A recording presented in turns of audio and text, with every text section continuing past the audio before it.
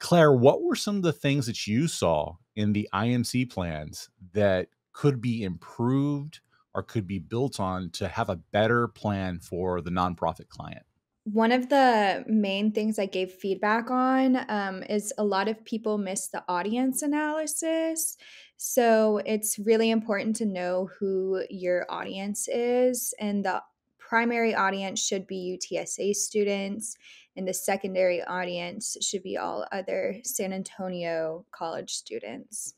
That's really good advice. And audience is so important. What are some other things related to audience that students might forget or kind of not go deep enough on in their actual plans?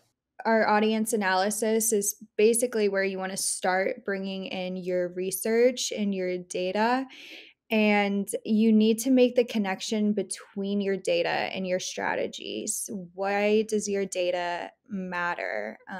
What are these results saying about how you should act in your campaign? So you're saying that people need to make a clearer connection between the data and the research that they have and their audience and what they intend to do with the client, how they intend to actually help the client to reach their treasured talent or time for volunteers goals, right? Absolutely.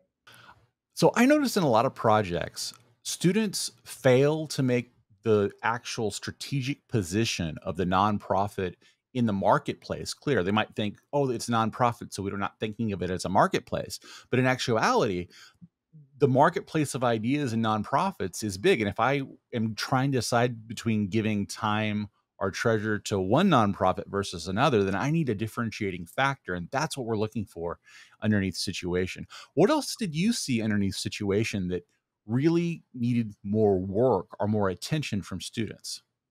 Right. So there are a few main components to the situation. And it seemed like a lot of people missed at least one, and they're really important in discussion with each other. So you want to include the client's mission statement, their strengths, their weaknesses, and then the strategic position in the marketplace and why they need your help and what you can do for them. Um, and then another thing is that it's important to remember that you are not the client.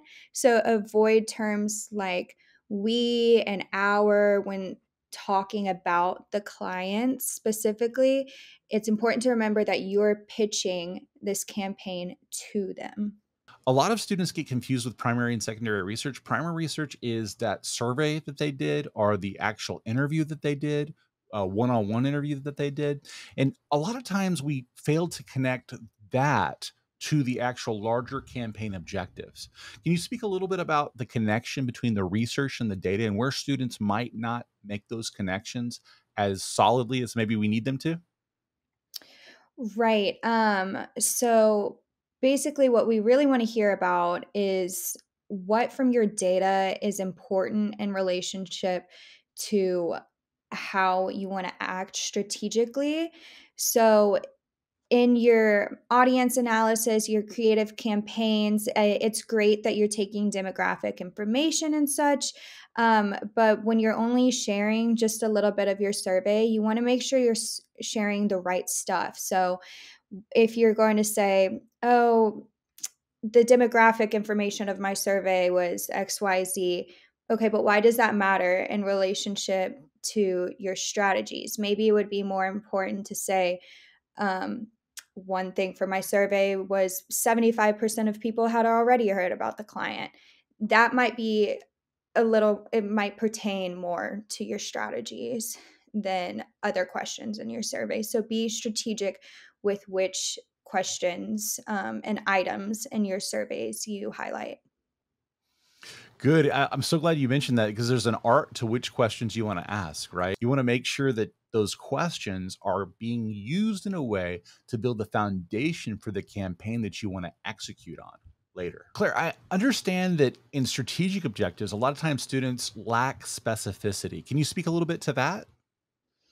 Right. So, what's really important in the strategic objectives is you want to quickly highlight the phases of your campaign. And it's really important to use a mixture of techniques for marketing here. So you can just quickly talk about advertising and social media, and then move into ideas like sponsorships, fundraisers, food drives, events. Just quickly talk about these different phases of your campaign that has more of a blended technique. What are some of the parts of the creative campaign strategies and tactics that students might often not quite get as specific on or do as well on? So one of the things that really stuck out is it seems like a few people had forgotten that you need to talk about theory. So some communication theory and different strategic frameworks that we had learned in the class already. You want to tie those in to your campaign strategies and tactics. And this section is really just an opportunity to tie your three previous sections together to make your plan more cohesive and bring everything together. Things that everyone did pretty well on were discussions of social media. So that was really great. I would have loved to see more consistency with further discussions of sponsorships, events, theory application. I really appreciated the campaign strategies that involved events and partnerships that really made sense in relationship to our audience of UTSA students. So, football game events, a chicken and pickle partnership, partnerships with pre existing UTSA clubs.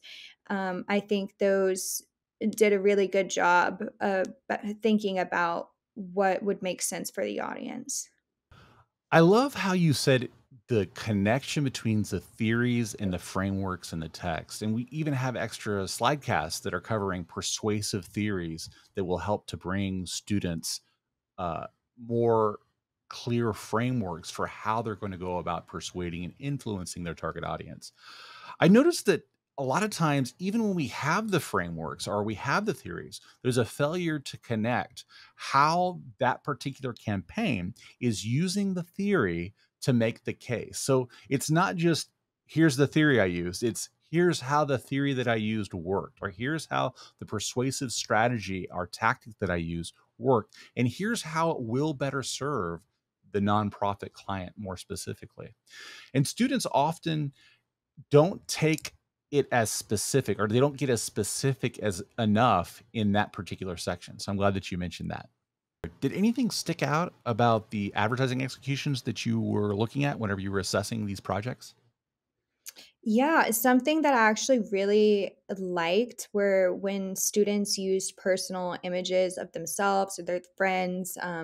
We had one student use TikTok, and I thought those were really great, especially considering that our audience is students.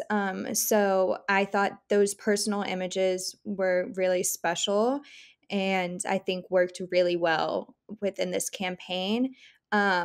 One thing that could have been improved upon is that I wish there was mention of the client's name in each of the ads.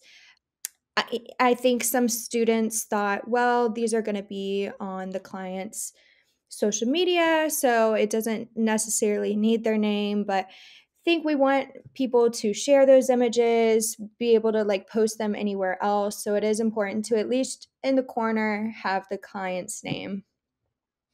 So having the logo, even in this day and age where we are kind of in a place where people are trusting people more than brands, it's still important to have the name, the logo, It so that we can is. identify what it is we're promoting. And so that we can use that image elsewhere. It's easy to replicate. Claire, what did you notice about these social media ads that you saw in other successful social media ads? Again, he's using his own appearance, his own likeness, and it speaks to an authenticity of his campaign. It relates to the audience. So here's a clear example of where an actual research data point that was collected is being used to make a decision or bolster how the campaign will work. So he's connecting that student volunteers will help to get other student volunteers with a research data point. And that's one of the things that's so important in this campaign is using the research to connect the action or the call to action that you're using in your campaign. Claire, what did you like about this campaign? I really like the webpage, like, how it was all laid out. See how she's included all these different images that really breaks up her text and just makes it so much easier to read. And these aren't even her advertisements. She's just gone above and beyond and included all these different images just to and make the whole thing look better. And you can see that these images probably weren't that hard to find. It probably took her a very short amount of time, but made a huge difference.